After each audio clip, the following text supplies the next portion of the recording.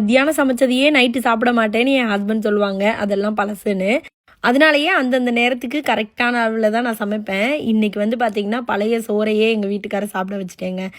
ஆனால் இப்போ வரைக்கும் அவங்களுக்கு அதுதான் சாப்பிட்டாங்கன்றதே தெரியாது.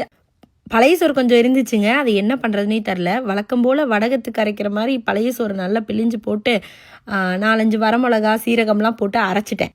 வடகம் தான் பண்ண போகிறேன்னு நினச்சிடாதீங்க, கண்டிப்பாக இல்லைங்க. இங்கே அடிக்கிற குளிரில் வெளியில் எதை வச்சாலும் காயாது, கிடுகிடுன்னு நடுங்கிக்கிட்டு இருக்கு. அரைச்ச பழைய சோறில் நல்ல கடலை மாவையும் அரிசி மாவும் போட்டு எள், உப்பு, பெருங்காயம் அப்படின்னு எல்லாத்தையும் சேர்த்து கொஞ்சம் திக்காகிற மாதிரி நல்லா மிக்ஸ் பண்ணிக்கிட்டேன்.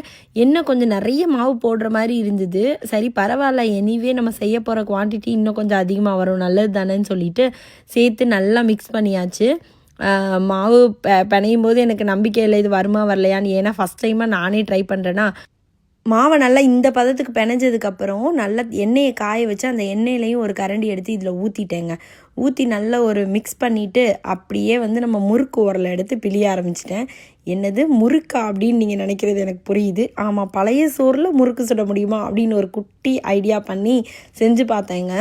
செம்ம சூப்பராக வந்ததுங்க. நார்மலாக இவ்வளோ நாள் சுட்ட முறுக்குலேயே இந்த முறுக்கு தாங்க பெஸ்ட்டு முறுக்கு. அந்த பழைய சோறோட லைட்டாக அந்த ஒரு புளிப்புத்தன்மையோட காரம் எல்லாம் நம்ம போட்டதை எல்லாமே பேலன்ஸ் பண்ணி அவ்வளோ அட்டகாசமாக இருந்தது. குழந்தைங்க ஸ்கூல்லேருந்து வந்ததுக்கப்புறம் கொடுத்தேன். நல்லா ரசித்து சாப்பிட்டுக்கிட்டே படித்தாங்க.